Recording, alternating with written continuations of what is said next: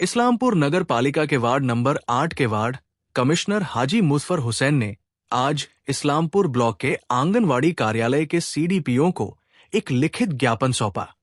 उन्होंने कहा कि वो लंबे समय से इन दो केंद्रों इस्लामपुर ब्लॉक के आंगनवाड़ी केंद्र नंबर 267 बलंचा और आंगनवाड़ी केंद्र नंबर 407 पालपाड़ा वार्ड नंबर 8 के खिलाफ जांच और कानूनी कार्रवाई करने का अनुरोध कर रहे हैं।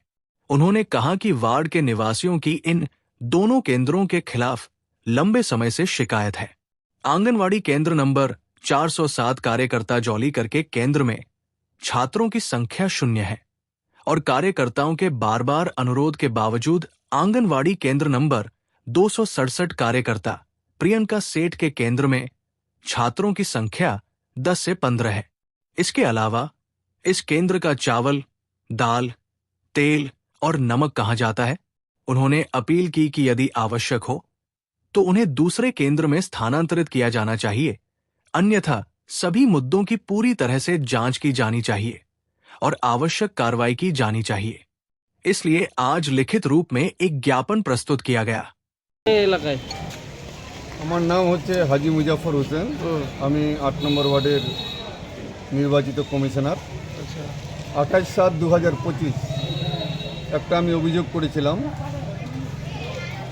যে 407 নম্বর সেন্টার এবং 267 নম্বর সেন্টার এই দুটো সেন্টার ঠিকঠাক চলছে না। একটা সেন্টারের ছাত্র সংখ্যা 0, দ্বিতীয় সেন্টারের ছাত্র সংখ্যা 10।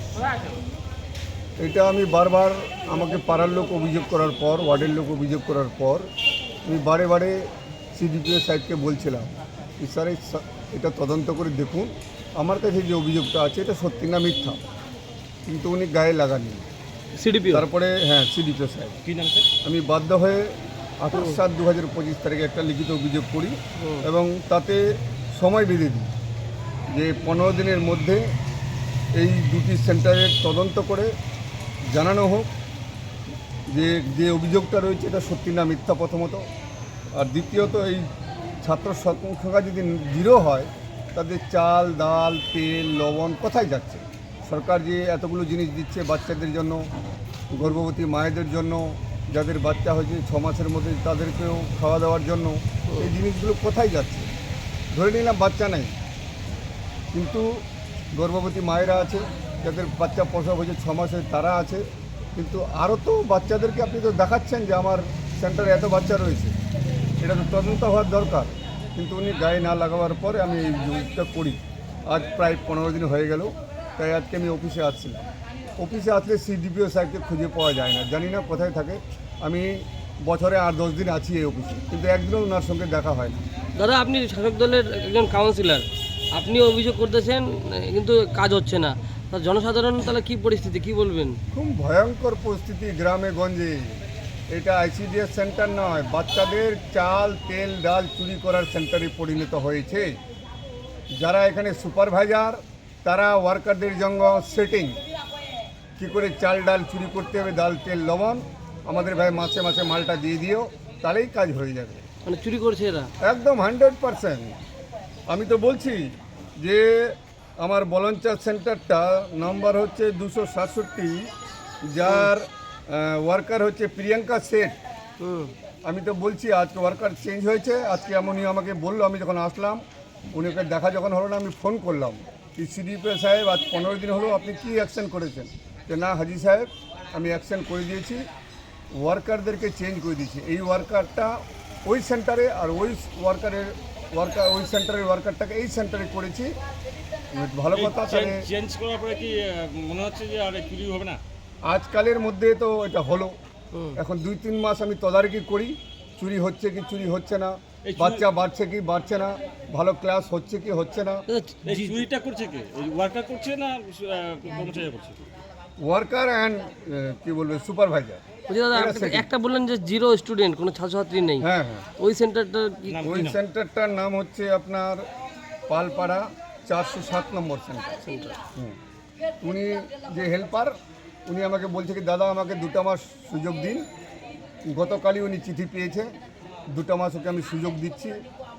ওর কথা অনুযায়ী 2-3 মাস দেখি ছাত্র সংখ্যা বাড়ে কিনা, নাকি জিরোই থেকে যায়। যদি সুপারভাইজারের নাম ছাত্র কি? সংখ্যা বাড়ে তাহলে সেন্টার চলবে, নাহলে আমি এসডিও আর ডিএমকে বলে দেবো যে এইসব সেন্টার বন্ধ করে দেওয়া হোক। সরকারের জিনিসপত্র যেন নষ্ট না হয়, চাল ডাল চুরি করে যেন না খায়।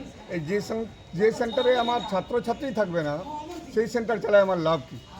সুপারভাইজারের নাম কি? যা সুপারভাইজারদের তো নাম আমরা জানতে পাই না, ওদের চেহারাও দেখতে পাই না। এরা করে করতো সুপারভাইজাররা, তাহলে তো তারা বুঝে যেত যে ছাত্র সংখ্যা নেই, ছাত্র সংখ্যা 10 জন, এই চাল ডাল তেল কোথায় যাচ্ছে? এই চাল ডাল তেল লবণের তো হিসাব দিতে হবে। আর এটা বর্তায় সিডিপিও সাহেবের উপর। সিডিপিও সাহেব বলবে যারা supervisor, they will inform to the CDPO.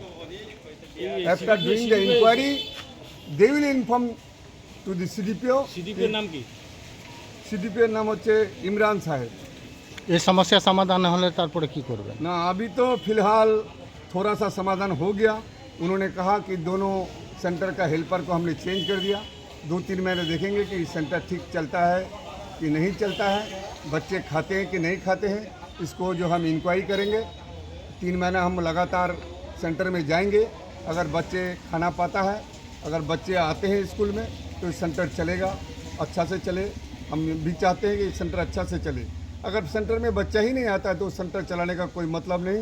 Government का चाल तेल दाल हम चोरी करना नहीं चाहते हैं। हम नहीं चाहते कि कोई सरकार को बदनाम करे, ये हम होने नहीं देंगे। क्योंकि ममता जी बहुत काम किया है बंगाल के लिए, बंगाल के लोगों के लिए।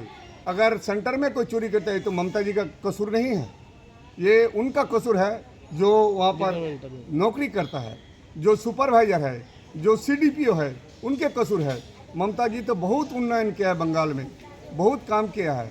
इसीलिए हम लोग तो बंगाल के लोग आभारी हैं ममता जी का। তৃপ্তি পাল, আমার নাম তৃপ্তি পাল। আমি এই সেন্টারে আর কি জয়েন করেছি, কবে জয়েন করেছেন? আজকে জয়েন করেছি। আগে কি করতো? আগে ডলি পাল করতো।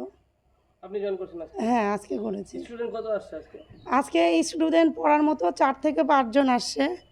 বৃষ্টির জন্য আসতে পারেনি, এমনি মায়েরা এসে খাবার নিয়ে গেছে। যে কাউন্সিলর আছে, হ্যাঁ, কাউন্সিলরের অভিযোগ আপনাদের সেন্টারে নাকি কোনো বাচ্চা কাচ্চা আসে না, চাল ফাল চুরি করে নিচ্ছে, আপনারা নাকি এরকম একটা অভিযোগ করছে, কি বলবেন? এখন এই ব্যাপারে তো আমার জানা নেই। আমি তো আগে কে এখানে ওয়ার্কার কে ছিল? ওয়ার্কার জলি করে ছিল, আমি অন্য সেন্টারে হেল্পার ছিলাম আর কোন কি। সেন্টার ছিল আপনি? আমি হলো বলঞ্চা। বলেন না, ওখানে ওখানকার একটা অভিযোগ আছে, কাউন্সিলর নিজে অভিযোগ করেছে, লিখিত অভিযোগ করেছে এবং কমপ্লেন করেছে যে বলঞ্চা এবং পালপ্রায় কোনো স্টুডেন্ট নেই এবং বলঞ্চায় কোনো স্টুডেন্ট নেই। যারা ওয়ার্কার এবং এখন দেখেন এখানে তো হ্যাঁ, যারা ওয়ার্কার এবং সুপারভাইজার মিলে এরা যেহেতু বাচ্চা কাচ্চা নেই, তো ওই রান্নাবান্না খাওয়া দাওয়া কোথায় যাচ্ছে?